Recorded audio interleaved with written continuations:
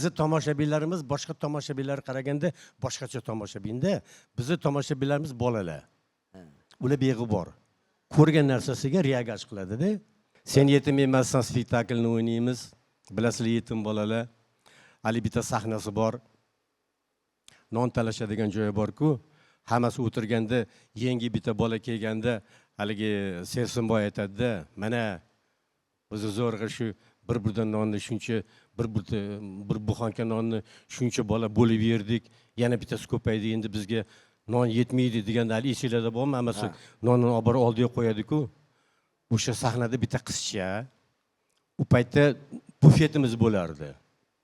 Bufetimizdan bitta pirojka olgan ekanda, endi bitta olganmi, ikkita olganmi, hali pirojkani yarmisini yegan ekan. Bir payt haligi joyda shunda o'rnidan turib sahnadan to'g'ri chiqib kelyapti hali qizcha. Hammamiz turib biz nima qilishni bilmay bir-birimizga qarab. Hamma jim bo'ldi. Tomoshabin ham jim. Nima qilar ekan deb.